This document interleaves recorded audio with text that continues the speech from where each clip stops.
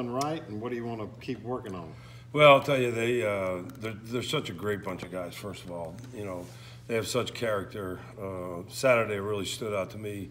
There was no panic in them, and they just kept going to work, and I was really proud of that. So I think the biggest thing about these guys, they have unbelievable experience. They have great character, and now it's just getting down to the preciseness of things. In the offensive line, 1 inch makes a big difference. If you take a step, just 1 inch out too wide, that might need to leave enough room for a defensive tackle to get through and get to the quarterback. So to me, with these guys now, we're able to hone in on just the real preciseness of it, and it reminds me of being in the NFL. Sometimes you can get away with things against certain opponents or certain players. You're not going to be able to get away with it against other opponents and other players. So that's the biggest thing right now. We're just trying to get it exactly precise, and I think we're going to be able to do that. What is it about Alabama that makes them so dominant on defense? Is it just talent, or is it scheme and all that stuff as well? I think it's a combination of things. First of all, talent. I mean, there's no question they have unbelievable talent.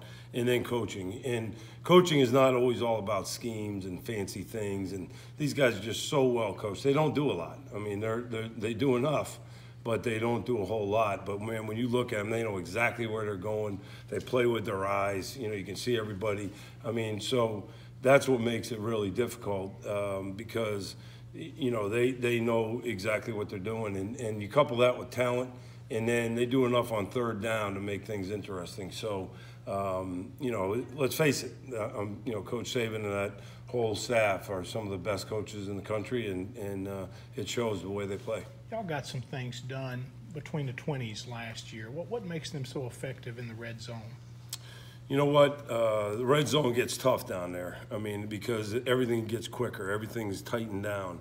The space is gone. So that's where, it really gets real for an offense. I mean, the holes are tighter, and, there's less room to run and things. So that to me is the red zone wherever I've been has been tough, unless you're just flat out dominating and you can line up and knock people off the ball.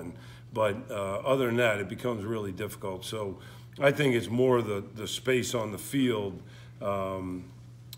just makes everything, the throws have to be more precise, because a safety, for instance, let's say you're on the 6-yard line. Well, if you're on the 35-yard line, that guy might be 15 yards deep. If you're on the 6-yard line, he might be 7 yards deep, and he shows up a lot quicker, and so it's those kinds of things that makes it difficult. What specific challenges does Alabama pose when you guys are trying to protect your quarterback? Yeah, I mean, it's, again, I think it mostly goes back to talent, and just being great technicians and well coached, just like I was saying. So, it's, let's face it, I mean, somebody that runs a 4.6 around the edge is a lot harder to block than somebody who runs a 4.8, 4.9, you know what I mean? And someone that has the power and the strength that those guys do. So, they're just big, they're long. The one thing that I always feel like about Alabama, they've got great length. They lock out, and you're trying to lock out, but they've got more length than you do in some instances. So, to me, those are the things that are toughest. How has Ben Brown graded out for you guys in 2 games? He's done great. The first game, he was a little bit out there. I'm just going to tell you. I was looking at his eyes. I wasn't sure anybody was home the first game.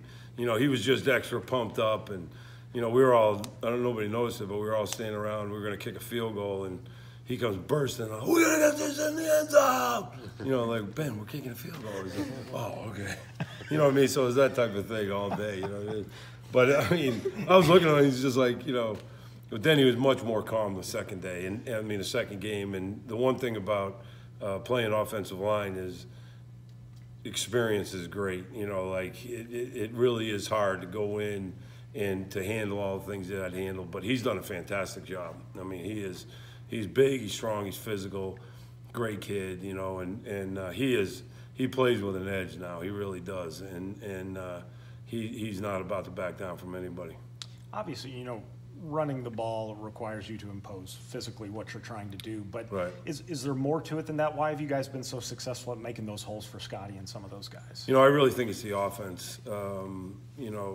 if they fit a safety in, we might throw a post right over his head. And again, I'm used to the last 8 years before this, I was in the NFL, and you're constantly trying to figure out what to do with that safety, and we don't have to worry about that. So we really theoretically are going to run the ball against even numbers, and that's really what it comes down to. Other places I've been, you might have a great 6 guys blocked up, and that safety comes and makes a play. That really rarely happens here. It might happen a couple times, but for the most part, they have to be real wary of that, because number 1, number 14, number 5. So I really feel like it's the best offense I've ever been around to run the ball in. Number 1, we open things up, we spread things out, and we have space. We're not getting in 2 and 3 tight ends, and then they're bringing in bigger guys, and then it's just a big scrum in the middle of the field. So we're going to spread things out, and we've got some weapons outside outside, and we can throw the ball. So if you really want to stick that safety in there, you better be hoping the corner is having a good day. You know what I mean? So to me, that's the big thing. You and Phil seem like you've got a good relationship, kind of work well together. Why does it kind of work so well with you and him? You know what? I really respect him. He is just a great person, great family guy. So I think it starts there. And I really respect what he does and how he goes about things and how he treats people. Is very meaningful to me at this point in my life, that he really does care about people around him, and just a great person. And like I said, I've never been in a simpler place to coach offensive line than here. And that's a real compliment to him, because we're only going to do things. He's not going to just throw something in and we work on it for a week and then it may not work. You know what I mean? And that's happened a lot. And for the O-line, that can be a real problem.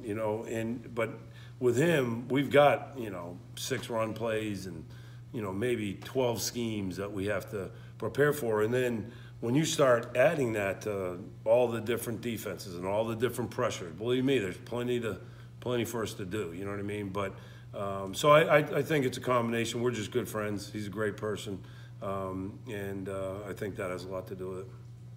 I didn't notice Ben Brown out there. Did I miss him? Or? Yeah, he's in concussion protocol right now, but we think he's going to be fine. He, everybody's so cautious these days, so we just want to be real cautious with him. But hopefully he's going to be fine for the weekend. He said he was feeling fine today, so. Thank you, brother. Awesome. Thank you.